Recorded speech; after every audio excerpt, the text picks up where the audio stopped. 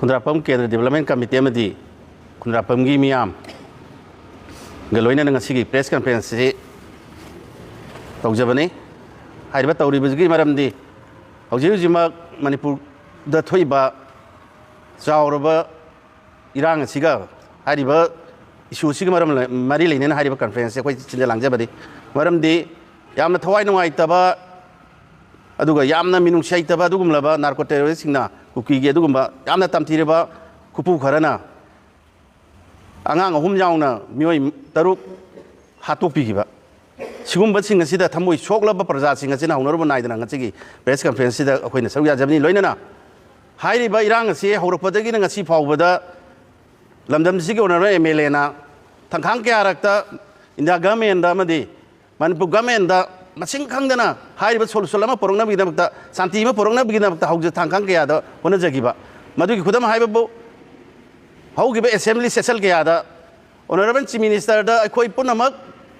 चलगा prime minister उनरगा अखोई पुनमक ओइरिबा फिबम situation से अमुक्तंग हाइरुजे अखोई ओइरिबा ngasiगी ओइरिबा चिंगतमनी की खना चैनरी पुनमक से शांति पोरंगनाबिगिदता अमुक्ता हाइरुजे हाइबा फावबदा ताबिगिदबा लोइनना ऑनरेबल चीफ मिनिस्टर दा अखोई पुनमक्तंग चले हारेगा करिगुम प्राइम मिनिस्टर यारक्तब तारगदे अखोई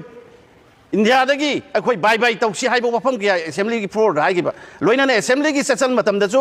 अदुगुमलबो अपोजिशन की पार्टी सिंगजिना नखोइना एनी सेशन सिदा बजेट सेशन सिदा पिनिंग काइनिंग फल काइनिंग हामनिंग फल पुनमक हापो अखोई हाइरिबि इशू सिगी मतंगदा अमुक्तंग नुमिनिनी दंग खनसे हाइबो फावबदा हाइरिबि इशू तो खनगिदबा अदुगुम अपोजिशन की थांगलेनिबो वफम के अदु नाथैजना चटकिबा सिगुम तंजा सिदा लमदम सोंगी अमतंगाइरबा हाइबा एरिया सिदी पेरी पेरी एरिया रेड जोन एरिया सिगुम एरिया अदुगुमलबा रिलीफ कैम्प लेकाई लमदम रिलीफ कैम्प मियोय क्या हजिक चबंग फंगदना मयुम मकई लन थुम मांगदना हजिक रिलीफ कैम्प लेरिबनी सिगुम रिलीफ कैम्प इचिनाउसिंग अहलमल इमा इचासिंग असे ऑनरेबल एमएलए अंगम थाकत मतेंग पांगदना मागी सगोल मांगदई लेरिबा चुम युम मसिदा पोरक्तुना था क्या मफम मसि रिलीफ कैम्प हांगदुना मफम मसिदा थामलममनी सिगुमलबा चिंगोंग चियादा लेरिबा सिगुमलबा इचिलिनाउ अहलमल मयाम मसिगिदमक्ता ऑनरेबल एमएलए ना थांगजा क्या होनगिबा लोइना सिगुमलबा मथुं मरम खंगदबा राजनीति की खुदोंग चाबा मानबा सिंगसिना इखंग खंगौदना हौगबा नवेम्बर के तांग 13 की अदुगुमलबा नुंदांगदा खंगौदना एमएलए के युम मजुबो उटलोना मै थादोपिरम बाइबसे मसि राजनीति की लौटुनबा फिबम अमनि हाइना अखोइ लौदबा ngमोइ मरमदुना हारिबा मफम सिंगसिदा ngasi चिंगोंग चियाद खुंगागलिबा चिंगसिगे अखोइगे इंथमदागी मतम वरकपा मतमदा अखोइना मखोइदा पीननबा जैकेट अदगी relief कैम्पदा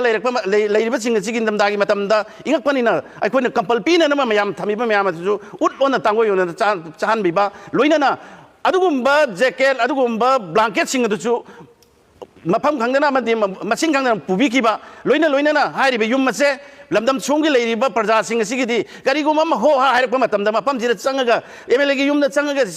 ngakhtang ai gi thawai jibi hingba yaina khanjaram jing ado ngasi ulona chahangiba masimak yamna tahoidaba papugadaba loina honorable MLA na hairiba leibak sigi amadi kendra sigi damak chingong chiana leiriba dugumba khungakpa singina kokta angakba thakta mateng pangiba loina ngasi gi nuksiraba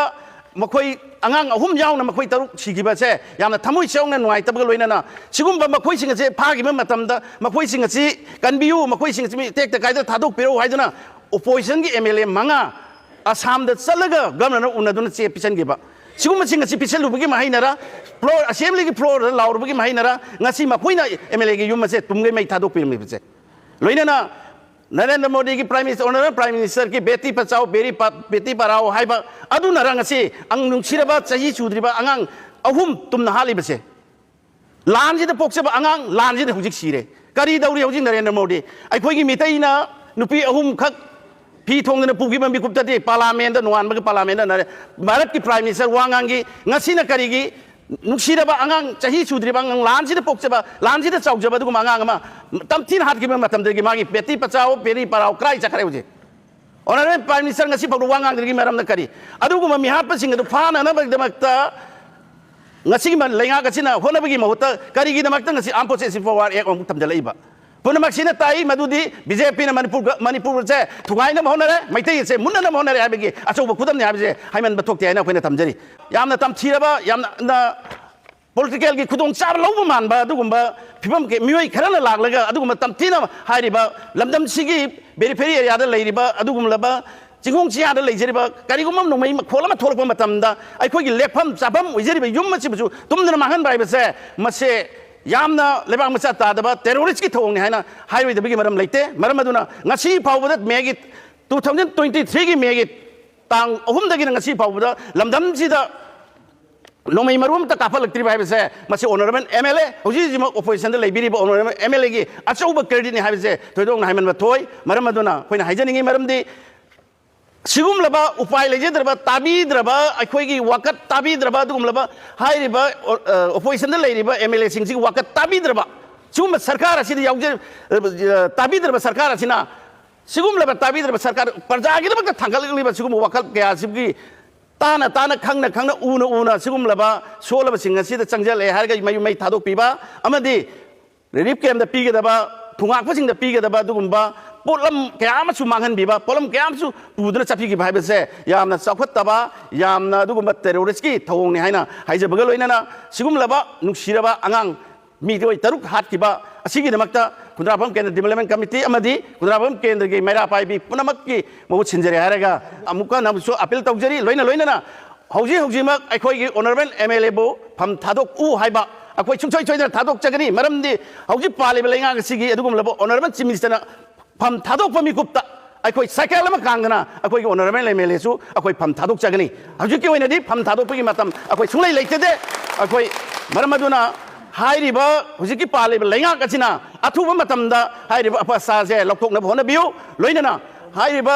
solution से पुरंगना होनबियु हाइना पुनमकी मफम निसिगि